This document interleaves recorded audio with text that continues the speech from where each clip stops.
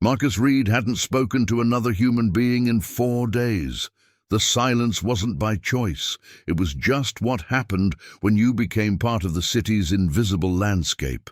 People stepped around him on the sidewalk like he was a fire hydrant or a broken streetlight, their eyes sliding past without acknowledgement. He'd grown used to it, the way you grow used to a dull ache that never quite goes away. Before we jump back in, tell us where you're tuning in from, and if this story touches you, make sure you're subscribed because tomorrow I've saved something extra special for you. The morning fog rolled in thick from the bay, wrapping around the concrete pillars of the Interstate 405 overpass where Marcus had made his temporary camp. Temporary, that's what he'd been telling himself for 8 months now. 8 months since the eviction notice, since the final unemployment check, since the phone calls from the VA hospital stopped getting returned. 8 months of telling himself this was just a rough patch, that his luck would turn around. His breath formed small clouds in the December air as he rolled up the sleeping bag he'd bought 3 years ago, when camping trips with his daughter Sarah were still a thing. Back when he had a daughter who would speak to him. Back when he had an address to put on job applications. The sleeping bag was military grade, designed for temperatures far colder than what San Diego offered, but it was the only piece of gear from his Marine days that hadn't been sold or lost or stolen. The coffee in his dented thermos had gone cold hours ago, but Marcus sipped it anyway. Caffeine was caffeine, and warmth was warmth, even if it was only the memory of warmth. He'd learned to appreciate small things in ways he never had before. A dry spot under the bridge when it rained, a 24-hour laundromat where he could sit in the bright fluorescent light and pretend to wait for a wash cycle that never came, a public restroom that actually had soap in the dispenser. Marcus stood and stretched, feeling the familiar protest in his left knee, the one that had taken shrapnel in Fallujah and never quite healed right. The VA doctors had given him exercises and a prescription that ran out 6 months ago. Physical therapy sessions he couldn't afford to continue. Pain medication that had led to problems worse than the pain itself. Now he managed with over-the-counter pills when he could afford them and stubbornness when he couldn't. He folded the sleeping bag with military precision, every crease sharp and purposeful. Old habits die hard, especially when they're all you have left of the person you used to be. Staff Sergeant Marcus Reed, United States Marine Corps, 2 tours in Iraq, 1 in Afghanistan. Purple Heart recipient, Bronze Star for Valor. None of. That meant much when you were stuffing your life into a backpack under an overpass, but the discipline that stayed with you, the way to make a bed that could bounce a quarter, the way to pack gear so nothing was wasted, nothing forgotten. The city was starting to wake up around him. Early commuters hurried past on their way to jobs that paid enough for apartments and car payments and health insurance. Marcus watched them through the chain-link fence that separated his world from theirs, their faces illuminated by the blue glow of smartphone screens. He tried to remember what it felt like to have somewhere urgent to be, someone expecting you to show up. His stomach reminded him that the convenience store sandwich he'd split into 3 meals yesterday was now just a memory. Marcus reached into his pocket and counted the crumpled bills and loose change. $4.63. Enough for a small coffee and maybe a day-old pastry if he was lucky. Enough to stretch another day if he was careful. The backpack settled onto his shoulders with familiar weight. Everything he owned in the world, 2 changes of clothes, a water bottle, a small radio that picked up AM stations, a paperback copy of The Things They Carried that someone had left on a park bench, and a photograph of Sarah from her high school graduation. She was smiling in her cap and gown, her arm around his shoulders, both of them grinning at the camera like the future was something bright and certain. That was 3 years ago. Before the divorce papers, before the drinking got bad enough that Linda had to choose between staying married and keeping Sarah safe, before the job at the construction company ended when his knee gave out 1 too many times, before the savings account emptied, and the credit cards maxed out, and the phone calls from bill collectors became the only human contact in his day. Marcus started walking, his route already planned with the tactical precision that once helped him navigate hostile territory. First stop, the McDonald's on 5th Street, where the manager sometimes let him buy a small coffee and refill it once without hassle. Then the library opened at 9, where he could sit in the warmth and read newspapers and use the restroom and pretend to be someone who belonged there. Then the park where the lunch trucks gathered, where he might find work helping to unload supplies for cash that didn't require an address or a tax ID. The morning routine kept him moving, kept the thoughts at bay. The thoughts about how he'd gotten here, about the choices that had seemed reasonable at the time, but had led him further and further away from the life he'd built. About the pride that had kept him from asking for help until it was too late to matter.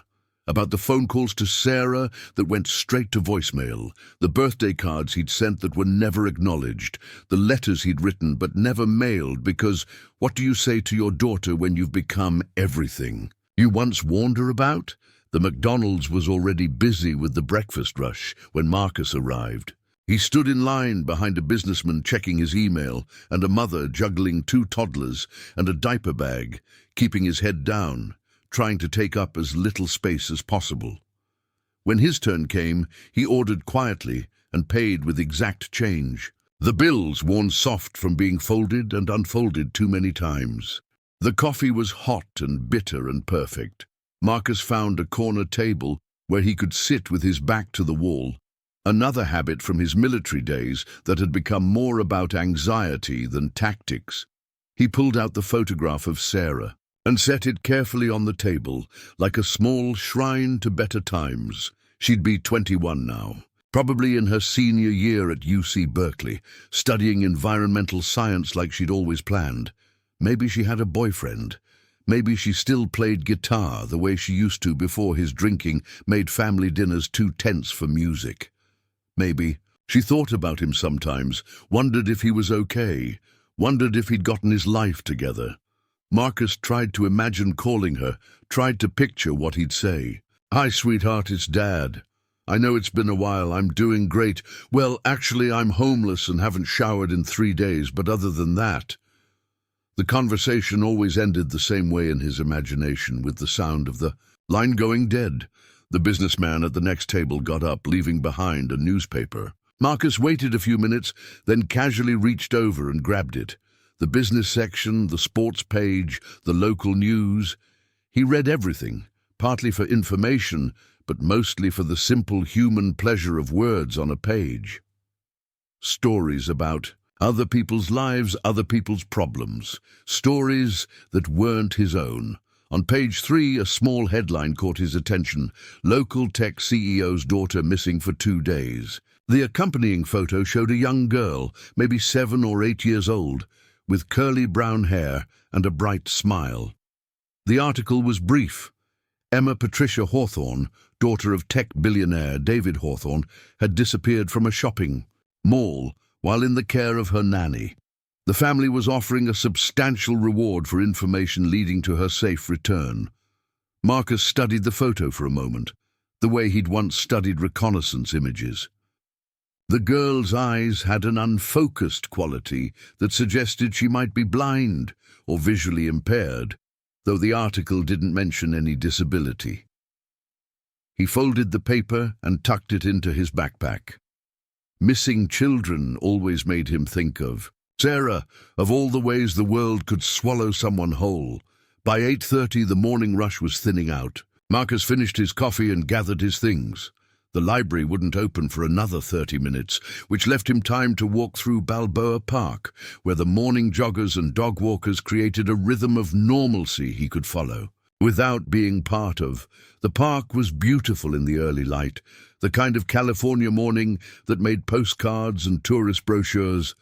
Palm trees swayed in the gentle breeze, and the fountain near the museum sparkled with reflected sunlight. Families would come here later with picnic baskets and soccer balls, claiming patches of grass for birthday parties and anniversary celebrations. But for now, It belonged to the early risers and the homeless, sharing the space in an unspoken truce.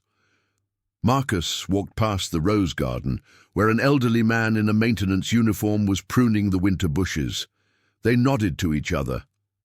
A small acknowledgement between people who understood the value of work, even when no one was watching. Past the playground, where the swing sets stood empty but ready, waiting for children who were still eating breakfast and arguing about what to wear to school. Near the amphitheater, Marcus heard something that made him stop. A voice, thin and scared, calling out in the distance. He stood still, listening with the acute attention that had kept him alive in combat zones. There it was again, a child's voice, somewhere off the main path, among the thick stand of eucalyptus, trees that bordered the park's eastern edge. Every instinct told him to keep walking. Getting involved with a lost child when you're a homeless man meant questions you couldn't answer, suspicions you couldn't dispel, problems you couldn't afford.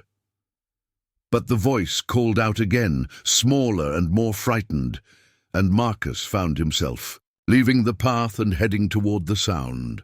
The trees grew closer together here, creating a natural maze of trunks and shadows. The ground was carpeted with fallen leaves and the occasional piece of litter, beer bottles and fast food wrappers left behind by teenagers who used this spot for parties.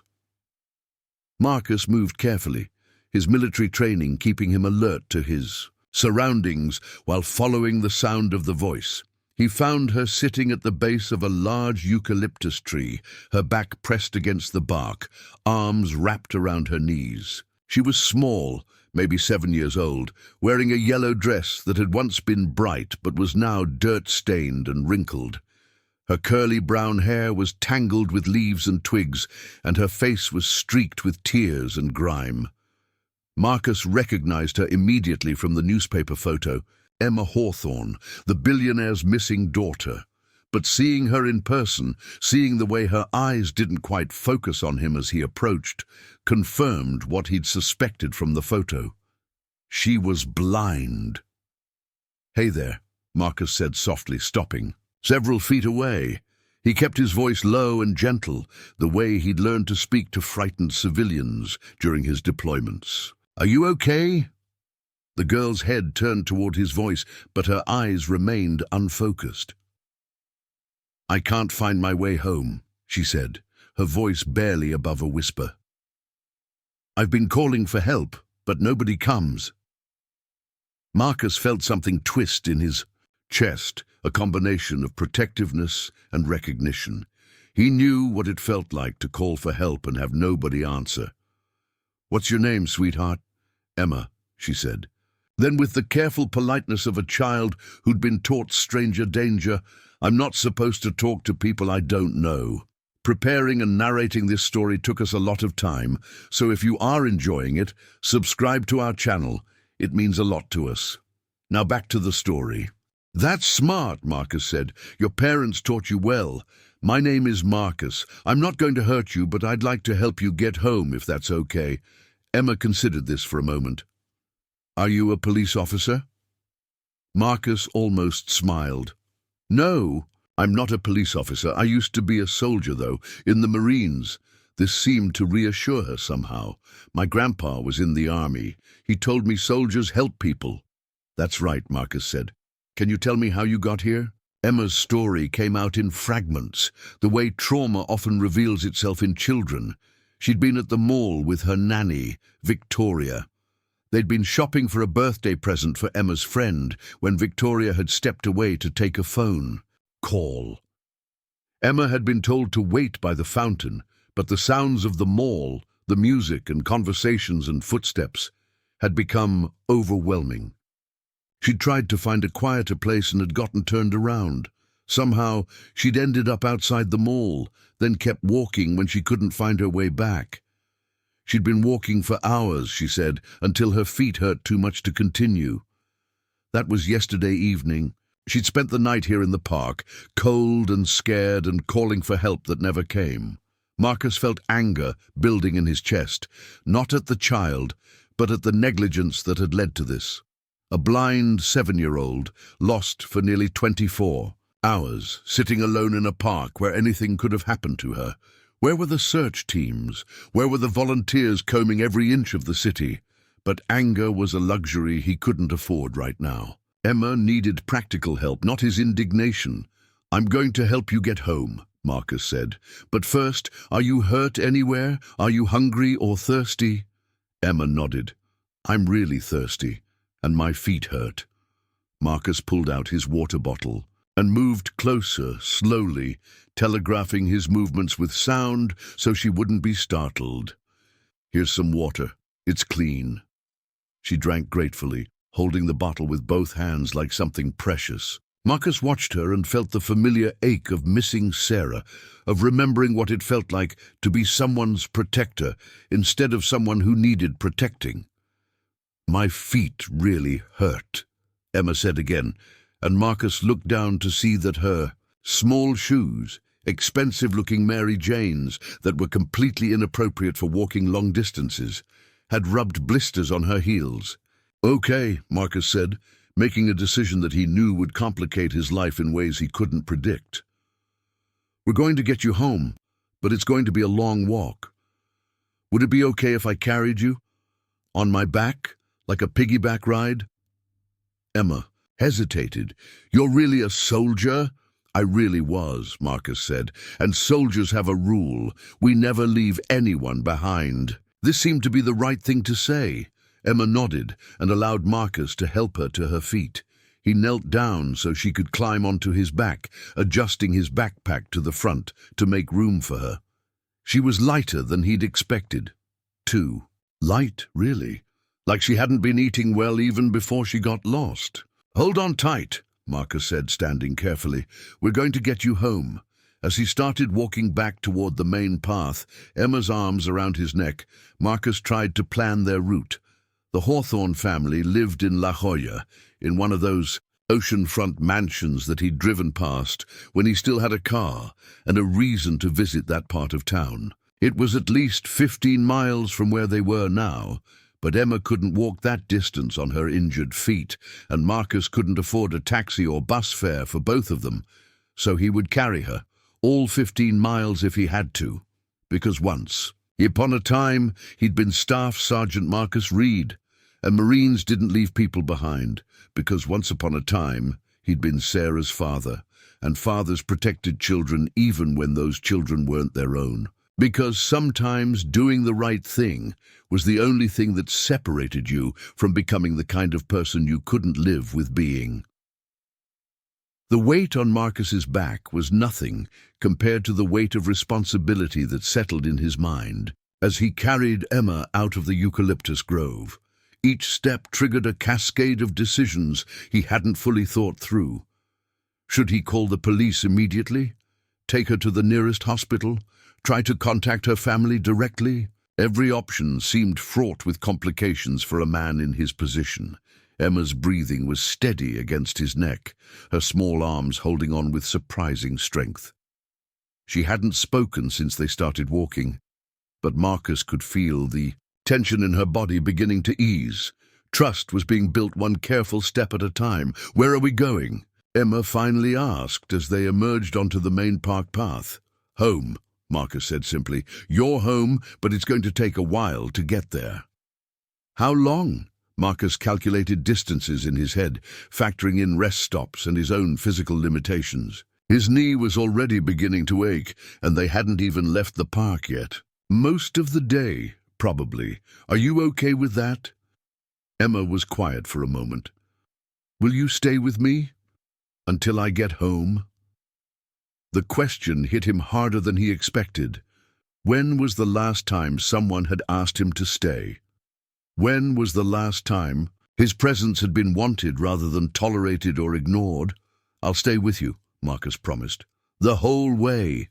They walked past the morning joggers and dog walkers, past the maintenance crews preparing the park for another day.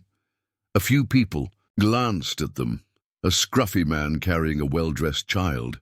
But no one stopped, no one questioned. In a city where unusual sights were commonplace, They barely registered as noteworthy. Marcus's first destination was the public restroom near the visitor center. Emma needed to clean up, and he needed to think. The restroom was mercifully empty, and Marcus helped Emma wash her face and hands in the sink, using paper towels dampened with soap to clean the dirt and tear tracks from her cheeks. "That feels better," Emma said, touching her clean face with small fingers. "Thank you." Marcus looked at himself in the mirror and winced. 3 days without a proper shower had left him looking exactly like what he was, a homeless man who hadn't had access to basic hygiene. His beard was unkempt, his clothes wrinkled and stained, his eyes shadowed with exhaustion. If someone saw him with Emma, their first assumption wouldn't be that he was helping her. "Emma," Marcus said carefully, "when we're walking, if anyone asks, I'm taking you home to your parents. That's the truth, but some people might not understand right away, okay?" Emma nodded seriously. "Because you look different than most grown-ups?" The observation was matter-of-fact, without judgment. Children, Marcus reflected, often saw things more clearly than adults. "Something like that," Marcus said. "Can you remember your address or your phone number?" Emma recited both without hesitation, the careful rote learning of a child whose parents understood the importance of such information. Marcus committed both to memory, then realized he had no way to call, even if he wanted to. His phone had been disconnected months ago. They left the restroom and started walking toward the park's eastern exit, which would put them on the most direct route to La Jolla. Marcus adjusted Emma on his back, trying to distribute her weight more evenly. His backpack, now worn on his chest, felt awkward and unbalanced, but it was manageable. The morning sun was climbing higher, promising another perfect San Diego day. Marcus tried to focus on the positives. Good weather for a long walk, Emma seemed. Physically unharmed, and they had a clear destination. But doubt gnawed at him with each step. Was he doing the right thing? Should he find a phone and call the police? Let someone with proper credentials and official authority handle this. But he remembered the newspaper article, the casual mention that she'd been missing for 2 days. 2 days while a small blind girl wandered alone in a city full of dangers. Whatever official response existed, it hadn't found her. Maybe sometimes the unofficial response was what mattered. As they reached the park's edge, Emma spoke again. "Marcus, are you sad?" The question caught him off guard. "Why do you ask?" "Your breathing changed, and you're walking differently. Grandpa used to do that when he was thinking about sad things." Marcus was amazed by her perceptiveness. Without sight, she'd learned to read the world through other senses, picking up on subtle cues that sighted people might miss. "I'm thinking about my daughter," Marcus admitted. "I haven't seen her in a long time." Why not?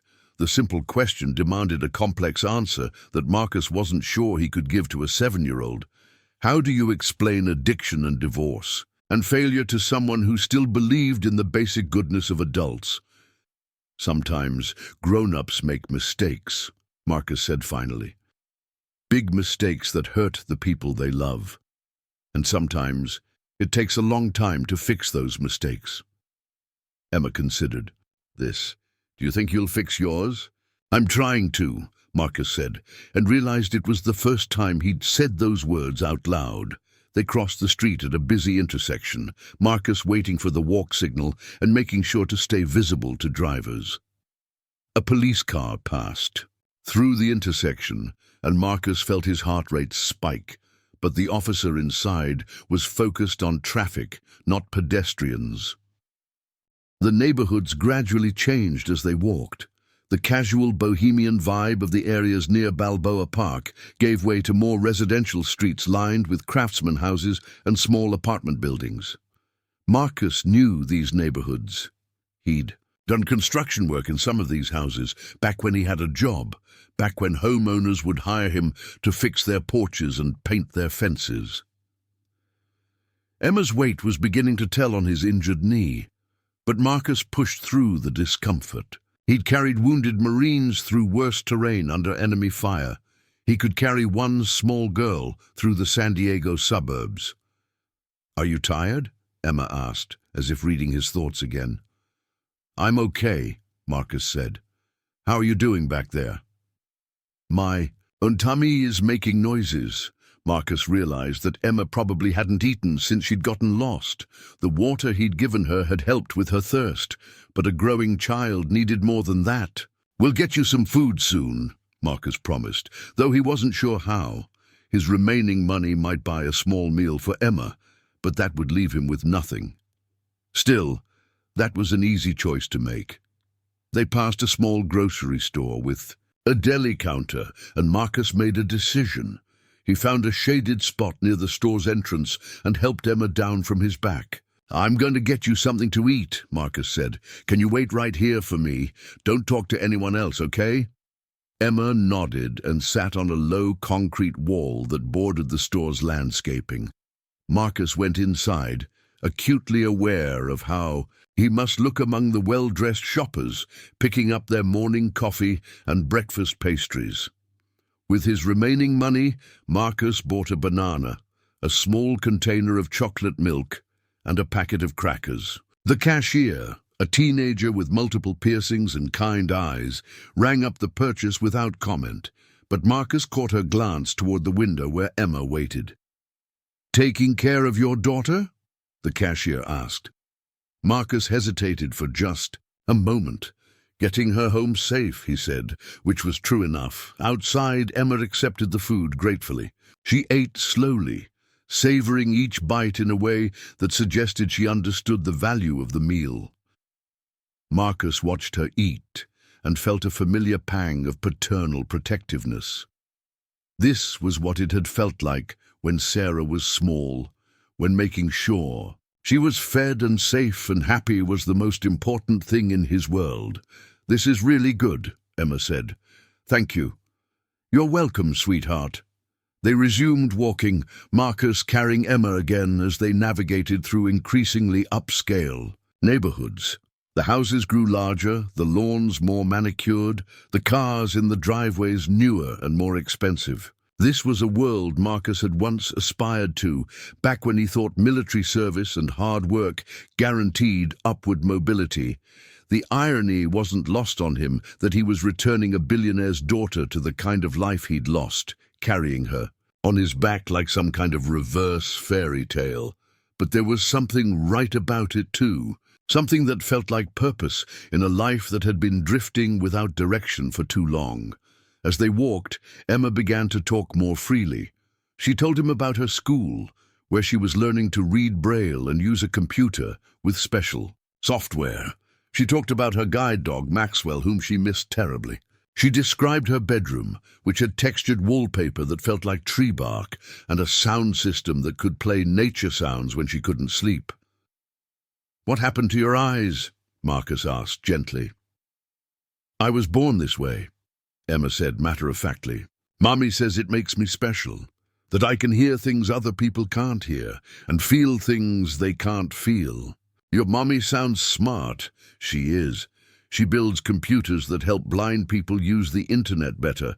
Daddy says she's going to change the world." Marcus felt a stab of irony. Here he was, carrying the daughter of people who were actively working to make the world better, while he'd become someone who needed help just to survive from day to day. But he pushed the thought aside. This wasn't about him. They stopped for a rest in a small park, really just a triangle of grass where two streets intersected. Emma climbed down from his back and stretched, feeling her way to a bench where she could sit. Marcus's knee was screaming now, and his shoulders ached from the uneven weight distribution, but they'd covered almost half the distance. "How much?" "Father?" Emma asked. "Maybe 2 or 3 hours more," Marcus said, trying to sound more confident than he felt. "Will you tell me about being a soldier?" Marcus hesitated. His military service was a source of both pride and pain. Pride in what he'd accomplished, pain in how it had ended. But Emma's question was innocent, curious rather than probing. "What do you want to know? Were you brave?" "Sometimes," Marcus said honestly, but mostly I was scared and trying not to let my friends down. Did you help people? I tried to. That was the idea anyway. Emma was quiet for a moment. I think you're still helping people. The simple statement hit Marcus like a physical blow. When was the last time someone had seen him as helpful rather than helpless? When was the last time his actions had mattered to someone else? They resumed, walking, entering neighborhoods where the houses were no longer just large, but genuinely palatial.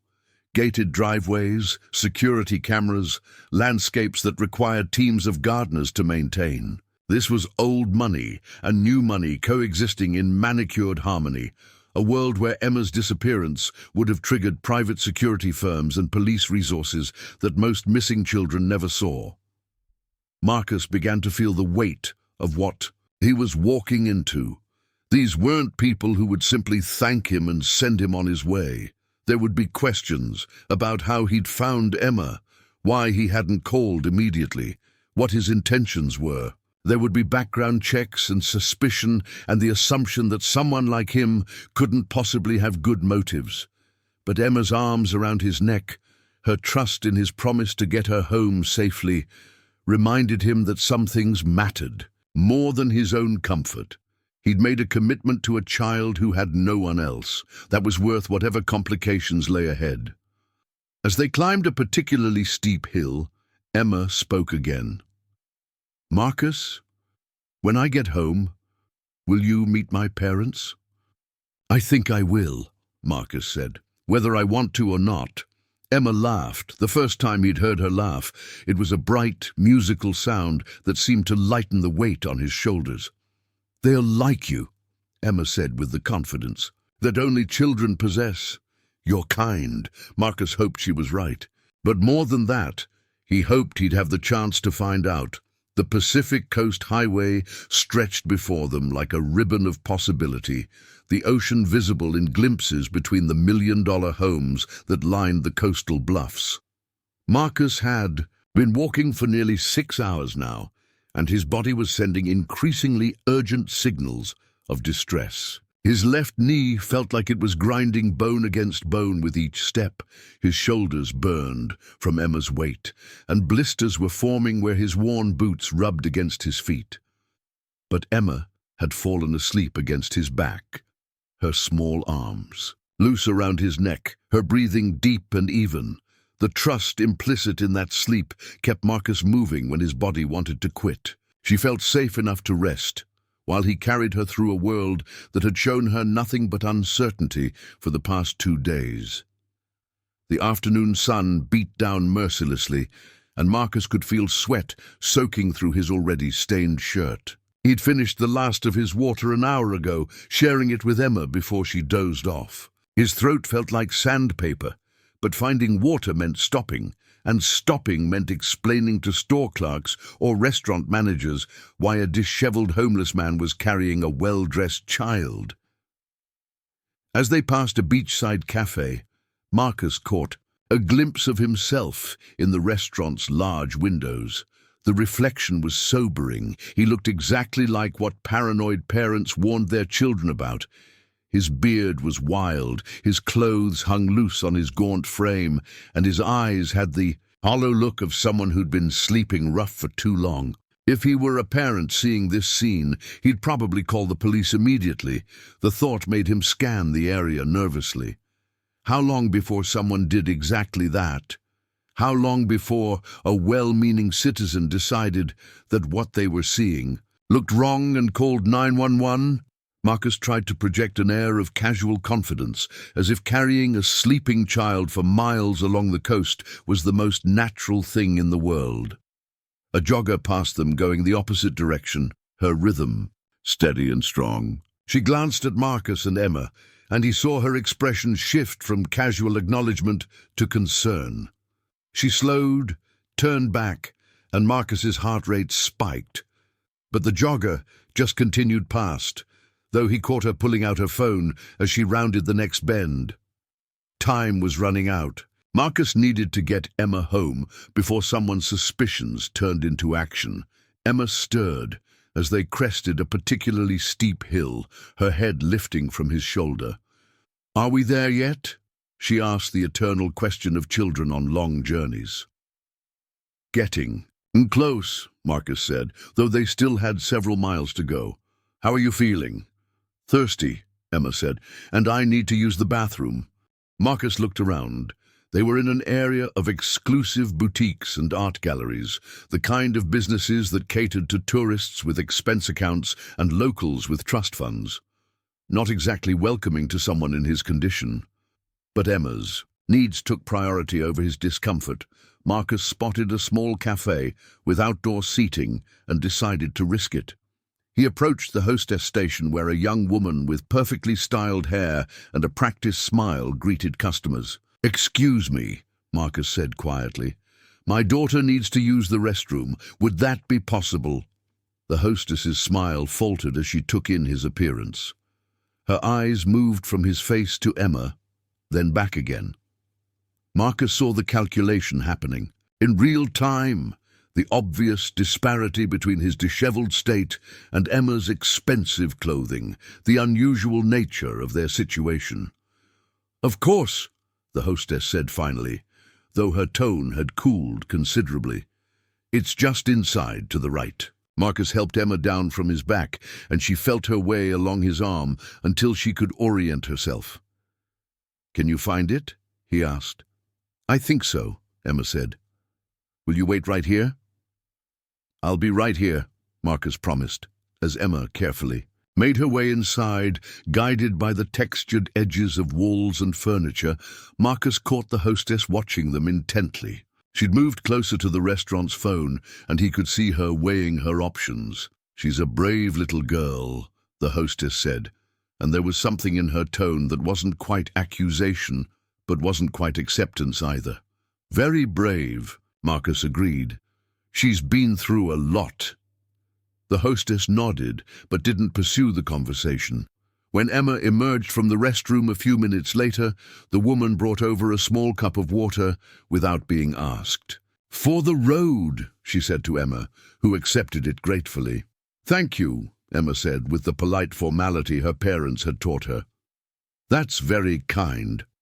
Marcus helped Emma climb back onto his back, acutely aware of the hostess watching their every move. As they walked away, he heard her talking quietly on the phone, though he couldn't make out the words. They needed to move faster. The next stretch of highway took them through Del Mar, where the houses grew even more imposing and the security measures more obvious. Gated communities rose behind high walls, their entrances guarded by uniformed personnel. This was the world Emma belonged to, a world where safety was purchased and privacy was paramount. Marcus thought about his own daughter, growing up in a middle-class suburb, where the biggest security concern was making sure the front door was locked at night. Sarah had ridden her bike to school, played in unsupervised parks, walked to friends' houses without armed guards or background checks. Different worlds, different childhoods, but both precious in their own way. "Marcus," Emma said, her voice thoughtful, "why don't you have a house?" The question was asked without judgment, pure curiosity from a child trying to understand her world. Marcus considered how to answer honestly without frightening her. "Sometimes life doesn't go the way you plan," he said finally. "I made some mistakes and I lost the house I used to have." "What kind of mistakes?" Marcus was quiet for a long moment. "How do you explain addiction to a 7-year-old? How do you describe the way alcohol can become more important than everything else in your life? More important than your job or your marriage or your relationship with your daughter?" "I got sick," Marcus said. "Not sick like a cold or the flu, but sick in a way that made me make bad choices, and by the time I got better, I'd lost a lot of things." "Like what?" "My job, my house, my family." Emma was quiet for a while, processing this information. "Are you still sick?" "I don't drink anymore," Marcus said. "So I guess I'm getting better, but it takes time to fix the things you break." "How long does it take?" "I don't know," Marcus admitted. I'm still figuring that out. They passed a police car parked at a scenic overlook, the officer inside typing on a laptop. Marcus forced himself to maintain a steady pace, to look like a father carrying his tired daughter. Nothing more. The officer glanced up as they passed, and Marcus felt the weight of that scrutiny, but the car didn't follow them. As they entered Solana Beach, Marcus began to recognize landmarks from his construction days. He'd worked on a deck addition for a house just a few blocks inland, back when his hands were steady enough for precision work and his reputation was still intact. The homeowner had been a tech executive, he remembered, someone who'd made a fortune in the early days of the internet boom. The memory brought a fresh wave of bitterness. He'd been so proud of that job, the careful craftsmanship he'd put into every joint and corner. The homeowner had paid well and recommended him to friends. Marcus had felt like he was building something, not just decks and additions, but a future for himself and his family. All of that seemed like it had happened to someone else now. "We're getting close to your neighborhood," Marcus told Emma. "How? Does it feel to be almost home?" "Scary," Emma said quietly. "What if they're mad at me for getting lost?" Marcus felt a surge of protective anger. What kind of child worries about being punished for being the victim of someone else's negligence? "They won't be mad," Marcus said firmly. "They'll be happy. When you love someone and they've been missing, all you care about is having them back safe. Is that how you feel about your daughter?" The question hit Marcus like a physical blow. "Yes," he said, his voice thick. "That's exactly how I feel." As they climbed another hill, Marcus caught his first glimpse of their destination.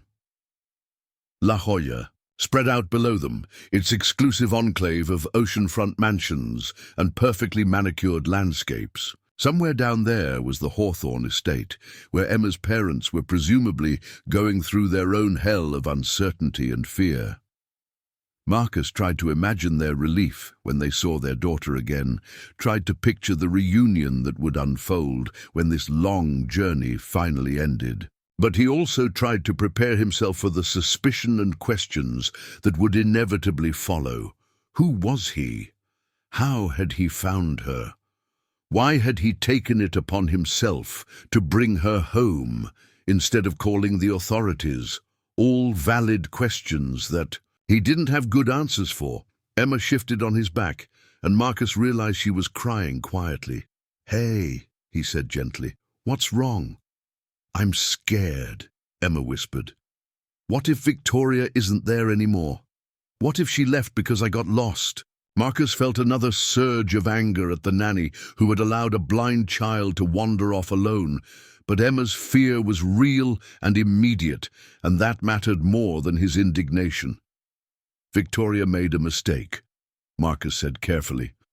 "But that's not your fault. You didn't do anything wrong. But I walked away from the fountain. She told me to stay there. You were overwhelmed and scared. That's normal. That's human. The grown-ups are supposed to keep you safe, not the other way around." Emma sniffled but seemed to accept this logic. "Will you tell them that, if they ask?" "I'll tell them exactly that," Marcus promised. As they descended into La Jolla proper, the ocean came into full view, a stunning expanse of blue that stretched to the horizon. Sailboats dotted the water like white butterflies, and the beaches below were populated with surfers and sunbathers enjoying the perfect California afternoon. This was paradise, Marcus reflected. This was what people dreamed of when they imagined California living. And somewhere in this paradise, a little girl had been lost and forgotten for 2 days, while the systems that were supposed to protect her failed completely.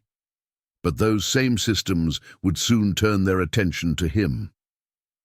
Marcus knew that bringing Emma home was only the beginning of a much more complicated story. Questions would be asked, background checks would be run. His military service might buy him some credibility, but his current circumstances would raise suspicions. Still, Looking down at the beautiful, exclusive community spread out below them, Marcus felt a sense of completion.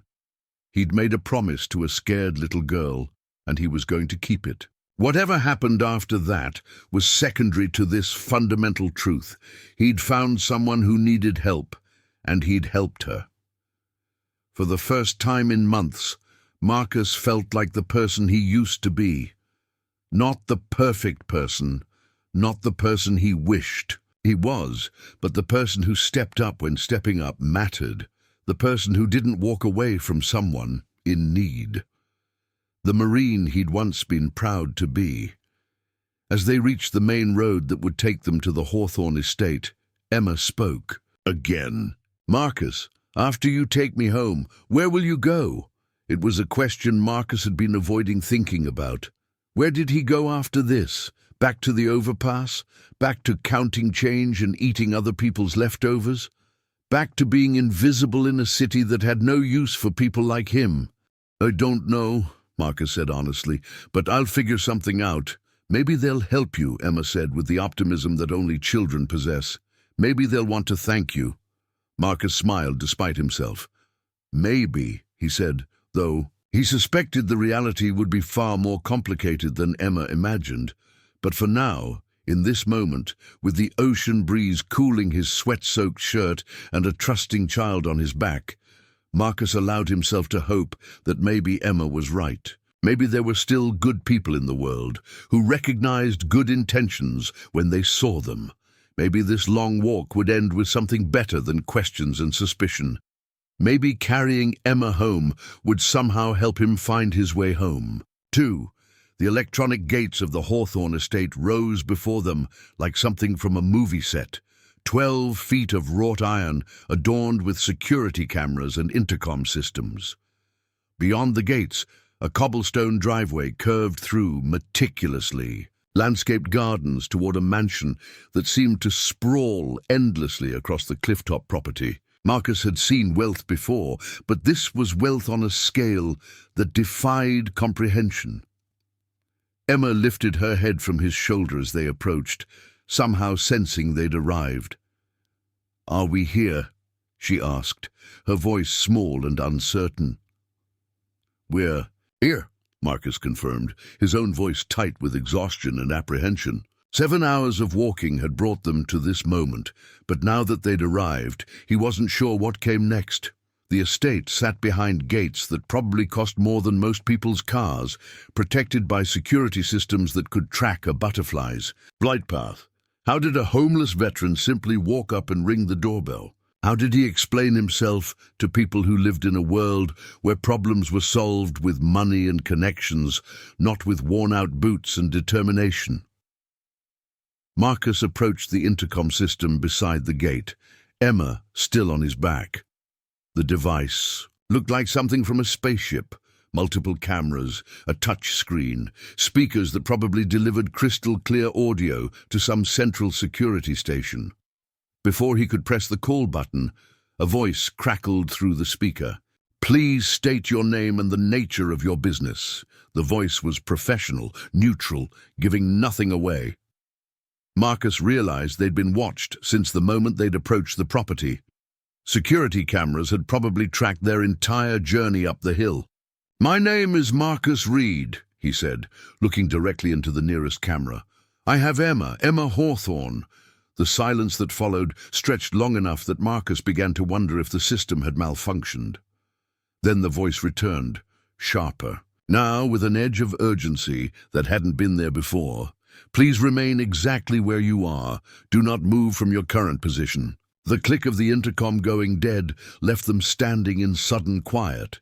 The only sounds, the distant crash of waves against the cliffs below, and the hum of traffic from the coastal highway behind them. "What's happening?" Emma asked, picking up on the tension in Marcus's body. "They're coming to get you," Marcus said, trying to keep his voice calm. "Your parents are coming." But even as he said it, Marcus knew it wouldn't be that simple. People with this level of wealth didn't answer their own doors, especially not when a stranger arrived carrying their missing child. There would be security protocols, background checks, questions that he wasn't prepared to answer. The wait felt eternal, though it was probably only minutes before Marcus heard vehicles approaching from inside the estate. The sound of multiple engines moving fast. The gates began to swing open with mechanical precision, revealing a convoy that made Marcus's throat go dry. 3 black SUVs, the kind with bulletproof glass and engines that could outrun pursuit. Behind them, a white van that screamed Mobile Command Center, and bringing up the rear, 2 police cruisers with their light bars flashing but sirens mercifully silent. The lead SUV stopped 20 feet away, and Marcus found himself surrounded by more firepower than he'd seen since his deployment days. Men in dark suits emerged from the vehicles, their movements coordinated, professional. Private security, Marcus realized. The kind of operators who charged more per day than most people made in a month. One of the security men approached, his hand resting casually on his jacket in a way that suggested a concealed weapon. "Sir, I need you to very slowly place the child on the ground and step back with your hands visible." Marcus felt Emma's arms tighten around his neck. "It's okay," he whispered to her. "These are the good guys. They're here to protect you." But as he knelt to help Emma down, Marcus caught sight of the police officers exiting their vehicles, their own hands moving to their service weapons. This wasn't a reunion. This was a tactical situation, and he was being treated as a potential threat. Emma's feet touched the ground, and immediately one of the security men moved forward, placing himself between her and Marcus. "Emma, honey, are you hurt? Did anyone hurt you?" "No," Emma said, her voice uncertain. "Marcus helped me. He carried me home." A woman emerged from the second SUV, and Marcus felt the air change around him. Even without formal introductions, he knew this was Emma's mother. She moved with the controlled urgency of someone holding back an explosion of emotion, her designer clothes unable to hide the strain of 2 days of fear and sleepless nights. "Emma." The word came out as half-sob, half-relief, as the woman dropped to her knees and pulled her daughter into her arms. "Oh, baby, we were so scared. We looked everywhere for you." Marcus watched the reunion from behind a wall of security personnel, feeling both satisfaction and growing unease. He'd kept his promise. Emma was home safe. But the circle of armed men around him suggested that his role in this story was far from over. "Ma'am," one of the police officers said, approaching Emma and her mother, "we need to ask Emma some questions about what happened, and we need to speak with this gentleman." The woman, Catherine Hawthorne, Marcus realized from the newspaper photos. He'd seen, looked up at him for the first time. Her eyes were red-rimmed with exhaustion and tears, but they were sharp, intelligent, taking in every detail of his appearance. "You found her," Catherine said, and there was something in her voice that Marcus couldn't quite identify. "You brought her home." "Yes, ma'am," Marcus said simply. Another vehicle arrived, a sleek Mercedes sedan that moved through the security perimeter like it owned the place. The man who emerged from the driver's seat was tall, silver-haired, wearing a suit that probably cost more than Marcus had earned in his last year of employment. David Hawthorne, tech billionaire, Emma's father. He surveyed the scene with the cold calculation of someone accustomed to managing crises, his eyes moving from his daughter to his wife to Marcus. When his gaze finally settled on Marcus, the temperature seemed to drop several degrees. "Who are you?" David Hawthorne's voice carried the authority of someone who was used to getting immediate answers to his questions. "Marcus Reed, sir. I found Emma in Balboa Park this morning. She was lost and scared, so I brought her home." "You brought her home," David repeated, and there was something in his tone that suggested he found this explanation insufficient. "From Balboa Park? That's 15 miles from here." "Yes, sir. She couldn't walk that far on her own, so I carried her." One of the police officers stepped forward. "Mr. Reed, we're going to need you to come with us to answer some questions. Standard procedure in a case like this." Marcus had expected this, but it still felt like a punch to the gut. Am I under arrest? Not at this time. But we need to understand exactly what happened, how you found Emma, why you didn't call the police immediately. Marcus looked at Emma, who was still wrapped in her mother's arms, but had turned her head toward the sound of his voice. Will Emma be okay? Emma will be fine, Catherine Hawthorne said, and this time Marcus heard something different in her voice. Thank you for bringing her home. The words were simple, but they carried weight. In a situation where everyone else seemed to view him with suspicion, Emma's mother had offered gratitude. It wasn't much, but it was something. As the police officers moved to escort him to their cruiser, Emma spoke up. Marcus, will I see you again? The question stopped everyone in their tracks.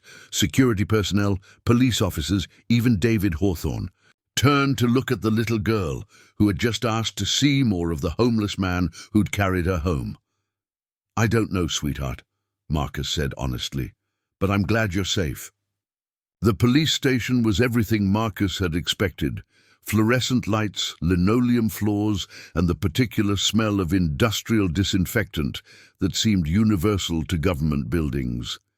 He'd been processed, photographed, and placed in an interview room that was trying very hard to look friendly, despite the one-way mirror and the camera mounted in the corner. Detective Jennifer Walsh was younger than Marcus had expected, probably in her early 30s, with the kind of direct gaze that suggested she'd seen enough of the world to not be easily fooled. She'd introduced herself politely and offered him coffee, which he'd accepted gratefully. So, Marcus, Detective, Walsh said, settling into the chair across from him with a thick file folder. Tell me about this morning. Start from the beginning. Marcus told the story simply and honestly. His morning routine, finding Emma in the park, the decision to carry her home rather than call for help. He didn't embellish or try to make himself sound heroic. He just described what had happened and why he'd made the choices he'd made. Detective Walsh listened without interruption, taking notes occasionally, but mostly just watching his face. When he finished, she was quiet for a long moment. 15 miles, she said finally. You carried a 7-year-old girl 15 miles because you thought it was the right thing to do. Yes, Mom. Even though you knew it would raise questions. Even though you knew people would be suspicious of a homeless man with someone else's child. Marcus met her gaze steadily. Emma needed to get home. She was scared and hurt and had been alone for 2 days. I wasn't going to abandon her. Detective. Walsh flipped through her folder, pulling out several sheets of paper. I've been reading about you, Marcus. Marcus William Reed, Staff Sergeant, United States Marine Corps. 2 tours in Iraq, 1 in Afghanistan. Purple Heart, Bronze Star with V device for valor. Marcus said nothing. His military record felt like it belonged to someone else now. Honorable. Discharge in 2018. The detective continued. Married to Linda Reed, divorced in 2021. 1 daughter, Sarah Reed, aged 21. Currently enrolled at UC Berkeley. The mention of Sarah hit Marcus like a physical blow. How is that relevant? It's relevant because it tells me who you are, Detective Walsh said. Or who you were. What I'm trying to figure out is what happened between then and now. How does a decorated Marine end up living under an overpass? Marcus was quiet for a long time, staring at his hands. The coffee had gone cold, but he wrapped his fingers around the cup anyway, grateful for something to hold. On PTSD, he said finally. Started drinking to sleep, drinking to forget. Pretty soon I was drinking to function. Lost my job, lost my family, lost everything else one piece at a time. When did you last speak to your daughter? The question was quietly asked, but it felt like being shot. 2 years ago, maybe 3. She stopped returning my calls after the divorce was finalized. Detective Walsh made another note. But you carried Emma Hawthorne 15 miles to get her home to her family. Yes. Why? Marcus looked up at her, and for the first time since entering the interview room, he felt anger stirring in his chest. Because she's a child, because she was scared and alone, because somebody needed to give a damn about what happened to her. Even though helping her meant exposing yourself to exactly this kind of scrutiny. Even though you knew we'd dig into your background, find out about the drinking, the homelessness, the estrangement from your own family. Yes. Detective Walsh closed the folder and leaned back in her chair. The Hawthorne family has been very clear about one thing, Marcus. They want to thank you personally. They want to reward you for bringing Emma home safely. Marcus felt something cold settle in his stomach. I don't want a reward. No. Most people in your situation would jump at the chance for financial help from a billionaire family. I'm not most people. No, Detective Walsh said quietly. You're not. She stood up and moved to the door. You're free to go, Marcus. No charges are being filed. The Hawthorne's attorney is here to speak with you if you're willing. Marcus remained seated, trying to process what was happening. That's it? No more questions? I have all the answers I need, Detective Walsh said. Sometimes the simplest explanation is the true one. You found a lost child and brought her home because it was the right thing to do. In my experience, that's rarer than it should be. As she opened the door to leave, Detective Walsh paused. For what it's worth, Marcus, your daughter would be proud of what you did today. The words followed Marcus as he was led to another room, where a man in an expensive suit waited with a briefcase and a smile that managed to be both professional and genuinely warm.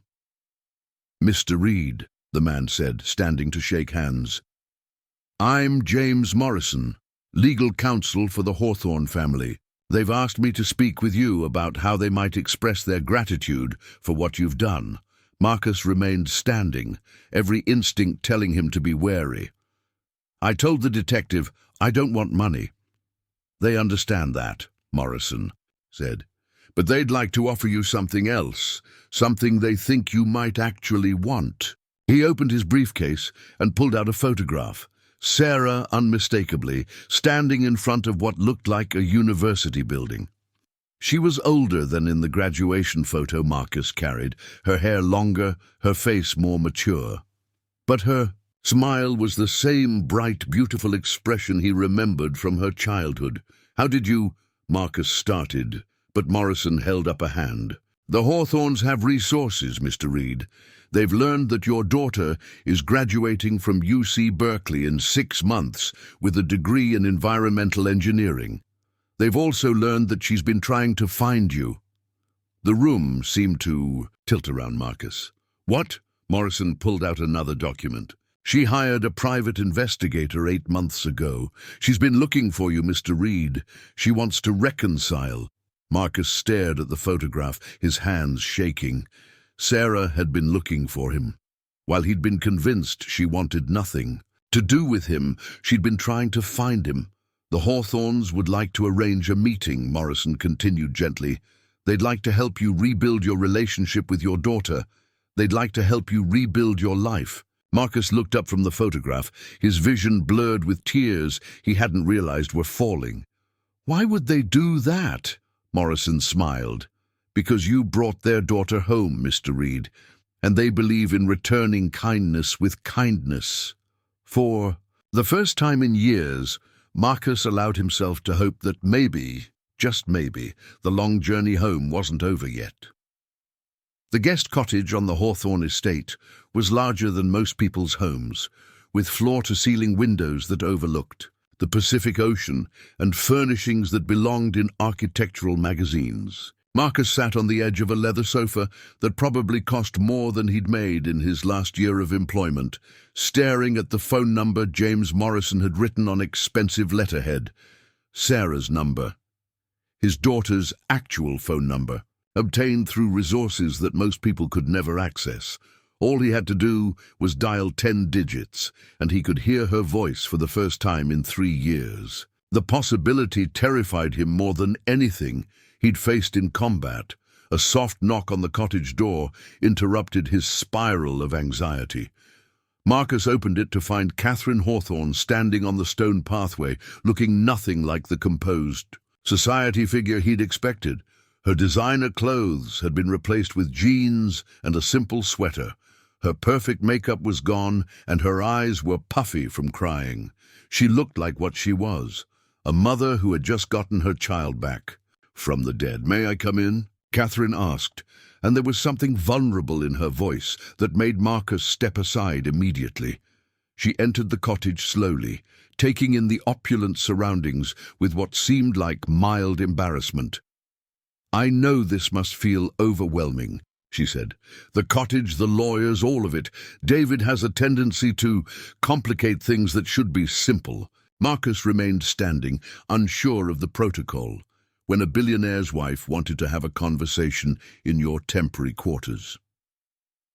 "Mrs. Hawthorne, I appreciate everything your family is doing, but I want you to know I didn't bring Emma home expecting anything in return." "I know," Catherine said simply. "That's exactly why we want to help you." She moved to the window that faced the ocean, her reflection ghost-like in the glass as the afternoon light began to fade. "Can I tell you something about Emma? Something the police reports and newspaper articles won't mention?" Marcus nodded, though she wasn't looking at him. "Emma was born 3 months premature," Catherine continued. "The doctors said she might not survive her first week. When she did survive, they said she'd likely have severe developmental delays. When those predictions proved wrong, they said she'd never be independent, never be able to navigate the world on her own." She turned from the window, and Marcus saw tears in her eyes again. Every expert, every specialist, every well-meaning professional told us what Emma couldn't do, what she'd never accomplish. But Emma has spent her entire life proving them wrong. Marcus wasn't sure why Catherine was sharing this, but he listened intently. "The day she disappeared," Catherine said, her voice dropping to barely above a whisper, "Victoria had taken her to the mall for what was supposed to be a simple shopping trip. Emma loves the fountain there. She says she can hear the individual water drops when she concentrates. Victoria got a phone call from her boyfriend, some crisis that couldn't wait. She stepped away for just a minute to handle it privately." The bitterness in Catherine's voice was unmistakable. When she came back, Emma was gone. Victoria spent an hour searching the mall, calling security before she finally called us. "An hour, Mr. Reed. My blind 7-year-old daughter was wandering, alone in the world. For an hour before anyone even started looking for her officially." Marcus felt anger building in his chest, not just at Victoria's negligence, but at the system that had allowed Emma to remain lost for 2 full days. "What did the police do?" "Everything they could," Catherine said, but there was frustration underneath the words. "Amber Alert, search teams, helicopters. David hired private security firms, put up $1 million reward. We had hundreds of people looking for her." She moved closer to Marcus, and he could see the exhaustion etched in every line of her face. "But you know what none of those hundreds of people did? None of them looked in the places where lost children actually end up. None of them searched the parks where homeless people sleep, the alleys where runaways hide, the forgotten corners where society dumps the people it doesn't want to see." The implication hit Marcus like a physical blow. "You think Emma was invisible because she was in my world. I think Emma was invisible because she was in the world that everyone else chooses not to see," Catherine corrected. "The world you live in by necessity, but that most of us ignore by choice." She sat down on the sofa, and for the first time since Marcus had met her, she looked like just another mother, tired, grateful, and trying to make sense of an impossible situation. "James told you that Sarah has been looking for you," Catherine said. "But he didn't tell you everything." Marcus felt his heart rate spike. "What do you mean?" Catherine pulled out her phone and scrolled through what looked like emails. "Your daughter contacted our family foundation 6 months ago. She'd heard about our Veterans Assistance Program and thought we might be able to help her find you." The room seemed to tilt around Marcus. "Sarah contacted you?" She wrote us a letter, Catherine said, handing him the phone. I think you should read it. The email was addressed to the Hawthorne Foundation's Veterans Services Coordinator, but the words were unmistakably Sarah's voice, older and more formal than Marcus remembered, but still carrying the earnest sincerity that had defined her as, "Oh, child, my father is Marcus Reed, Staff Sergeant, U.S. Marine Corps. He served 3 tours overseas and received commendations for valor, but when he came home, the system failed him. PTSD led to addiction. Addiction led to unemployment, and unemployment led to homelessness. I haven't spoken to him in 3 years, not because I don't love him, but because I was angry and young and thought love should be unconditional and effortless." Marcus had to stop reading, his vision blurring with tears. "I'm graduating from UC Berkeley in 6 months with a degree in environmental engineering. I've learned that the hardest problems require systemic solutions, not individual blame. I've also learned that love isn't effortless. It's work, and it's choice, and it's showing up even when showing up is hard. I want to show up for my father, but I don't know how to find him. I don't know if he wants to be found, but I have to try." Marcus handed the phone back to Catherine, unable to finish reading. "She wrote that 6 months ago?" "6 months ago," Catherine confirmed. "We've been quietly looking for you ever since. Our investigators had narrowed it down to the San Diego area, but the homeless population is difficult to track systematically. Why didn't you tell me this immediately? Why wait until now?" Catherine was quiet for a long moment, choosing her words carefully.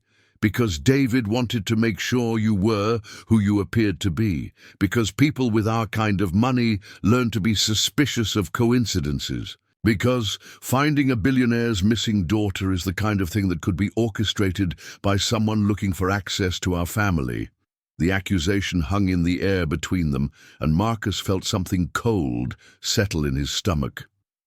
"You thought I was running a con. David thought you might be," Catherine corrected. "I thought Emma's reaction to you told us everything we needed to know, but David is careful. He's had to be." Marcus stood and moved to the window, staring out at the ocean without really seeing it. "So you investigated me. Had I followed? And probably made sure my story checked out before you decided I was worthy of help." "Yes," Catherine said quietly, "and I'm sorry for that. But I hope you understand why it was necessary." Marcus turned back to face her. "What did your investigation find?" "That you are exactly who you appeared to be," Catherine said. "A good man who made mistakes, lost everything, and spent years believing he wasn't worthy of forgiveness. A father who loves his daughter so much that he convinced himself she was better off without him. A Marine who still lives by the code that you don't leave people behind." She stood and moved closer to him. "But there's something else you should know, Marcus. Something about why Emma was in that mall in the first place." Marcus waited, sensing that whatever came next would change everything again. "Emma wasn't just shopping for a friend's birthday present," Catherine said. "She was shopping for a gift for you." The words didn't make sense at first. "For me? But she didn't know me." "She didn't know you personally," Catherine corrected. "But she knew about you. Sarah had told us about her father, the Marine who served his country and struggled when he came home. Emma has a soft spot for veterans. Her grandfather, my father, served in Vietnam and dealt with his own challenges afterward." Catherine pulled up another email on her phone, this one from Sarah to Emma. "They've been corresponding for months. Marcus, Sarah, and Emma. Sarah told Emma about you, about your service, about her regret over losing touch with you. Emma wanted to do something to help." Marcus read over Catherine's shoulder, seeing his daughter's words describing him to a little girl he'd never met. Sarah's love and pain and hope spilling across the screen in a way that made his chest tight with emotion he'd been suppressing. For years, Emma had this idea, Catherine continued, that she could convince us to expand our veterans program specifically to help homeless veterans reconnect with their families. She was at the mall buying art supplies to make a presentation. Poster.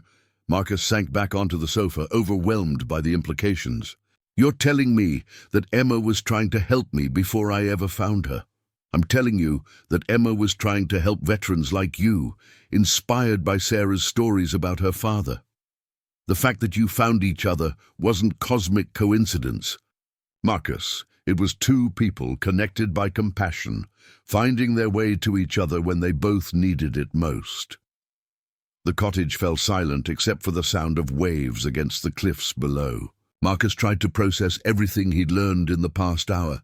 Sarah's letter, her search for him, Emma's advocacy for homeless veterans, the invisible threads that had brought them all together. There's one more thing, Catherine said gently. Sarah is flying down from Berkeley tomorrow. She wants to see you, if you're willing to see her. Marcus looked up at Catherine, then back at the phone number written on the expensive letterhead. What if I disappoint her again? What if I'm not the father she remembers, or the man she wants me to be? What if you are? Catherine countered. What if you're exactly the father she needs you to be right now? Outside, the sun was setting over the Pacific, painting the sky in shades of orange and pink that belonged on postcards. Marcus thought about Emma, asleep in her own bed for the first time in 3 days, safe and loved and surrounded by family.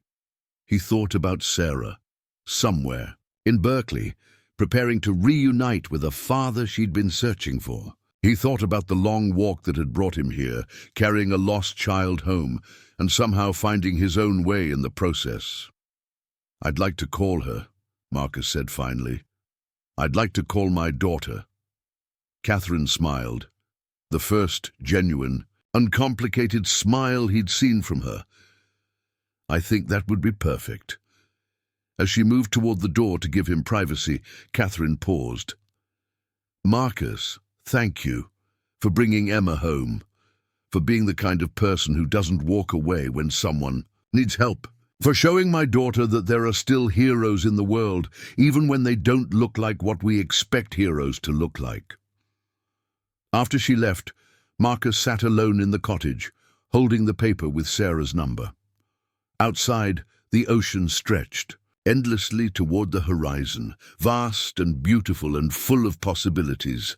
Inside, a father prepared to call his daughter for the first time in 3 years, hoping that love could bridge the distance that pain had created.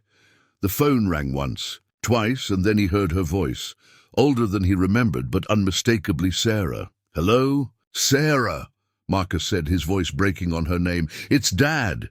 The silence that followed lasted only seconds, but it felt like years. Then Sarah's voice came through the phone, thick with tears and joy and 3 years of accumulated love. Dad, she whispered, I've been looking everywhere for you. I know, Marcus said, crying now himself. I know, sweetheart, I'm here. And for the first time in longer than he could remember, Marcus was exactly where he belonged. The morning of Sarah's arrival dawned grey and overcast, matching the storm of anxiety churning in Marcus's chest. He'd barely slept, rehearsing conversations that would never happen the way he imagined them. What do you say to a daughter you've failed? How do you apologize for 3 years of silence? Marcus had showered and shaved with supplies Catherine had provided, his first real shower in weeks, and dressed in clothes that actually fit. Looking in the mirror, he barely recognized himself. Clean, groomed, he looked like the man he used to be, but appearances couldn't erase the years between then and now. Emma knocked on his door early that morning, her small hand finding his with confident familiarity. Are you nervous? She asked as they walked through the estate's gardens. Terrified, Marcus admitted. That's good, Emma said matter-of-factly. Daddy says you only get nervous about things that really matter. They were walking back toward the main house when Marcus saw the car approaching, a small blue Honda Civic, practical and sensible. his heart hammered against his ribs as Sarah emerged from the driver's seat. The woman who stepped out was unmistakably his daughter, but seeing her after 3 years was like looking at a photograph that had come to life. Sarah had grown into her height, carrying herself with young adult confidence. Her dark hair was longer than he remembered, and she wore jeans and a Berkeley sweatshirt. She looked like Linda had at that age, but with Marcus's stubborn chin and determined stride, 3 years collapsed into nothing. Marcus saw his 5-year-old daughter taking first steps, his 10-year-old teaching herself guitar, his 15-year-old arguing politics with passionate conviction. All those Sarahs existed in the woman standing 50 feet away, looking at him with eyes that held love and hurt and hope in equal measure. Neither moved for what felt like an eternity. Then Emma tugged Marcus's hand and whispered, "She's beautiful, and she's scared just like you." The observation gave Marcus courage to take the first step, then another, until he was walking across the drive toward his daughter. Sarah began, moving too, tentatively at first, then faster, until they met in the middle where the fountain threw rainbows through morning mist. "Dad," Sarah said, her voice exactly the same, warm, intelligent, touched with the slight rasp that had always made her sound older than her years. "Hi, sweetheart," Marcus managed. They stood there for a moment, two people who had loved each other for 21 years but hadn't spoken in 3. Then Sarah stepped forward and wrapped her arms around him, and Marcus felt something broken inside him begin to heal. She was taller than he remembered, strong from years of independence, but she still fit perfectly in his arms. Marcus held her carefully, amazed that she was real and solid and willing to be here. "I'm sorry," Marcus whispered, "for everything, for the drinking, for the anger, for pushing you away when you tried to help, for disappearing when you needed me to be strong." Sarah pulled back to look at his face, her eyes bright with unshed tears. "I'm sorry too, for being angry when you were sick, for not understanding that addiction is a disease, not a choice, for letting pride keep me from reaching out sooner." "You were protecting yourself," Marcus said. "You were supposed to protect yourself. I'm proud of you for having that strength." Sarah's composure finally cracked and she began crying, not controlled adult tears, but raw, honest sobs of a daughter who had missed her father desperately. Marcus held her while she cried, feeling 3 years of grief and guilt and love finding its way back to where it belonged. When the emotion passed, Sarah looked around the estate. "This is not where I expected to find you," Marcus laughed genuinely. "It's not where I expected to be found." Catherine and David Hawthorne appeared, walking across the lawn with respectful patience. "Mr. Reed," David said, his tone warmer than at their first meeting. "Miss Reed, we wanted to discuss some possibilities with you." Marcus felt his defenses rise. "What kind of possibilities?" "We've been talking about Emma's presentation idea, the Veterans Program expansion she was planning," David said. "We think it has merit, but it would need someone with real experience to run it, someone who understands both the military community and the challenges of homelessness." The implication hung in the air. Marcus looked at Sarah, then at Emma. "You want me to run a program for homeless veterans?" "We want you to design and run a program," Catherine corrected, "based on your experience. We've seen too many programs that fail because they're designed by people who've never been homeless, never been addicted, never had to choose between pride and survival." Sarah leaned forward, eyes bright with excitement. "Dad, this could be amazing. You could help other veterans avoid the mistakes you made or recover from them faster. You could be the person you needed when you were struggling." Marcus felt something stirring, not quite hope, but purpose. The sense that his suffering might have meaning if it could prevent someone else's suffering.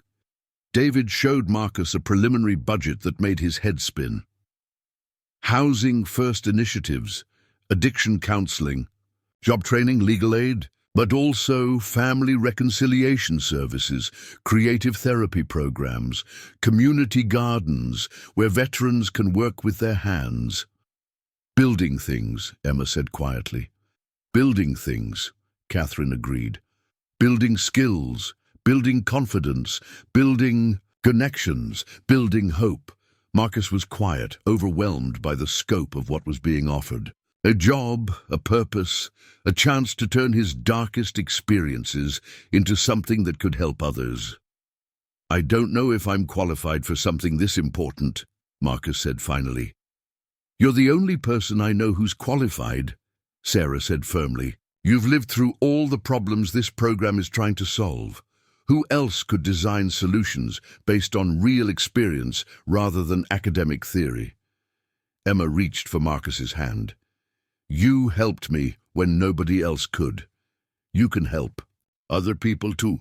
For the first time in years, Marcus felt like the person he used to be, the Marine who didn't leave people behind, the father who would protect his daughter, the man who built beautiful things. But more than that, he felt like the person he could become. Someone who took the worst experiences of his life and transformed them into something that could save others. "I'll do it," Marcus said, and the words felt like a promise to everyone he'd ever failed, including himself.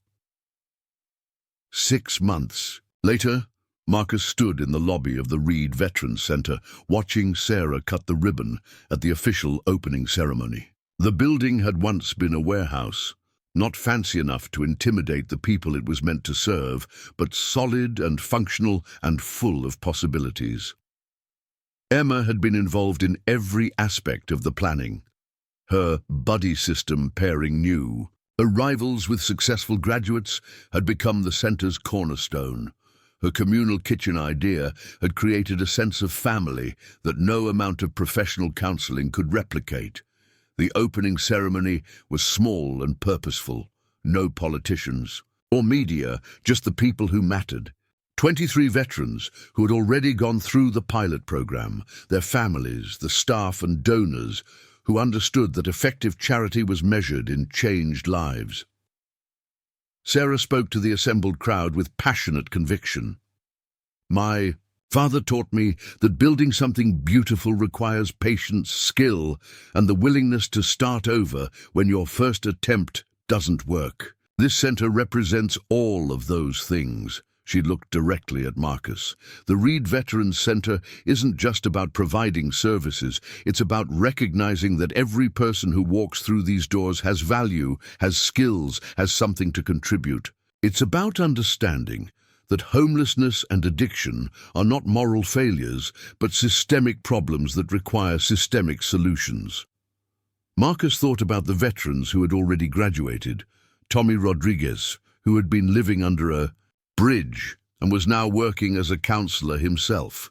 Janet Wilson, whose PTSD had led to drinking that cost her custody of her children and who had just regained visitation rights after 6 months of sobriety.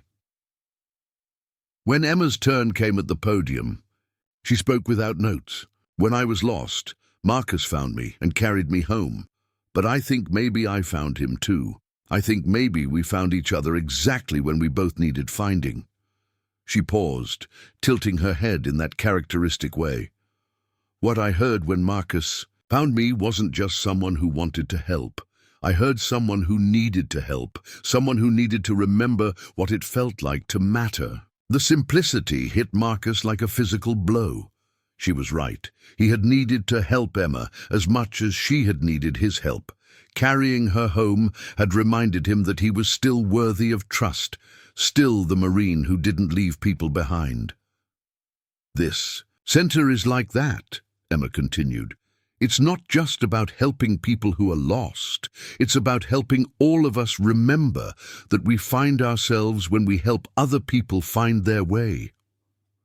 After the ceremony, Marcus found himself in the center's workshop, a room where veterans could learn construction skills while building furniture for their transitional apartments. Sarah appeared in the doorway, still in her ceremony dress, but wearing work boots. "The dedication plaque looks perfect," she said, reading, in honor of all veterans who served with courage, struggled with invisible wounds, and found their way home through the kindness of strangers and the strength of community. Emma helped me write it, Marcus said. She said it needed to mention kindness because that's what changes everything. Sarah traced the smooth wood of a bookshelf Marcus had been building. It's beautiful, Dad, just like the ones you used to build when I was little. Marcus continued sanding, his hands finding rhythm in the familiar motion. I never thought I'd build anything again, never thought my hands would be steady enough, my mind clear enough. But they are, Sarah said, and not just furniture. You're building lives, Dad. You're building hope.